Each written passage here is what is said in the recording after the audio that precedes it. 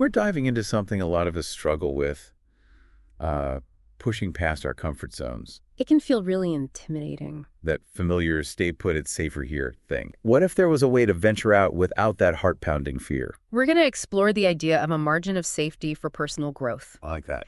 It's a concept borrowed from finance, where it safeguards investments from losses. Ah, I see. We can use the same principle for personal development, creating a psychological buffer so those leaps outside our comfort zones feel less risky and more manageable. So instead of financial security, it's like having emotional and mental security when trying new things. That's the idea. I like that. But let's acknowledge the comfort zone itself. It does offer security and predictability, which are essential for our well-being, but like anything too much can lead to stagnation. Right. If we solely stay within that comfort zone, we risk missing out on growth and learning, and honestly, the excitement life has to offer. It's the classic play it safe dilemma. Exactly. We might avoid failure, but at the cost of potentially amazing successes. So the real magic happens when we venture beyond that cozy bubble.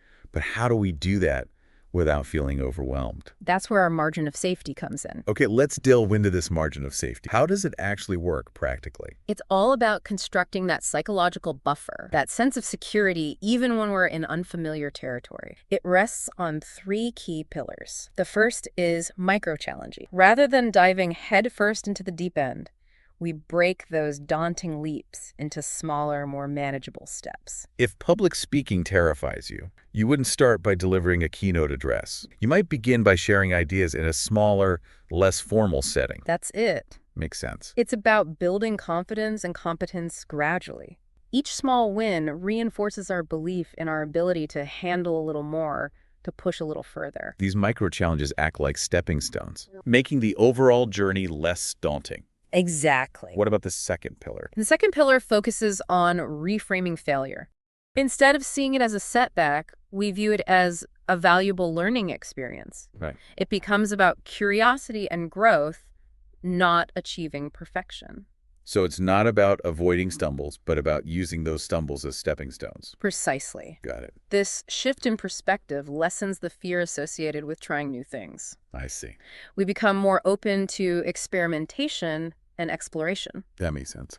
And finally, the third pillar emphasizes the power of support systems. Surrounding ourselves with people who genuinely encourage and support our growth, be it mentors, friends, or family, can make a world of difference. So they become our cheer squad, offering guidance, holding us accountable, and reminding us we're not alone on this path. They provide a sense of belonging as we navigate uncharted territory. I can see that. Imagine having a team of supportive individuals cheering you on as you face your fears. I can already feel my confidence growing. So we've got our micro-challenges, our reframed view of failure, and our cheering squad in place. What else contributes to building this margin of safety? Visualization is a potent tool that often gets overlooked. Picture yourself succeeding in a situation that typically makes you nervous. Visualize it vividly, how it feels, the sights, the sounds, the positive outcome. It's like athletes visualizing winning a race. Exactly. Or nailing a difficult routine. Does this actually impact performance? Our brains don't always distinguish between real and imagined experiences. Interesting. By repeatedly visualizing success, we make unfamiliar scenarios feel less intimidating when we actually encounter them in reality. And here's another fascinating aspect. Stepping outside your comfort zone actually physically changes your brain. We call this neuroplasticity. It refers to the brain's ability to form new connections and pathways throughout life. So it's not static. Our brains are constantly evolving. So when we engage in new experiences, we enhance this process. So every time we venture outside our comfort zone, we're essentially rewiring our brain. That's amazing. It's like a mental workout, strengthening those neural connections and making our brains more adaptable and resilient. That makes pushing past those comfort zone boundaries even more appealing. It certainly adds another layer of motivation. But let's be honest, even with these tools, that looming F-word fear can still feel paralyzing. Fear is a natural human reaction to the unknown. Is there a way to manage this fear effectively? Instead of letting fear hold us back, we can transform it into curiosity. Curiosity. Shift the internal dialogue from, what if it goes wrong, to, what can I learn? What opportunities might this open up? Turning fear into a catalyst for exploration rather than an obstacle. So we've laid the groundwork, understanding the why and how of building our margin of safety. Now, how do we put this into action? Right. How do we take those tangible steps? It's not always smooth sailing. It's not. There are bound to be bumps along the road. Absolutely. So how do we navigate those setbacks, those moments when things don't go as planned? Maybe we even face outright failure. That's a crucial question. It takes us back to one of the core pillars we discussed, reframing failure. It's so easy to get caught up in those negative emotions when setbacks occur. Discouragement, frustration, even the temptation to throw in the towel altogether. Yeah, that inner voice of self-doubt Right. can be incredibly loud sometimes. It can be deafening. So how do we deal with that? Here's the key. Failure isn't the opposite of success. It's a stepping stone on the path to it. Interesting. Every misstep, every obstacle is a chance to learn, adjust our course, and become more resilient. So it's not about dodging failure completely. It's about shifting our perception of it. That's it. Okay. It becomes valuable data feedback that helps us refine our approach. Instead of dwelling on I fail, we ask, what can I learn from this experience? Precisely. What could I have done differently? How can I apply these lessons moving forward? So it's about turning those setbacks into opportunities for growth, extracting valuable insights instead of succumbing to self-criticism. Exactly.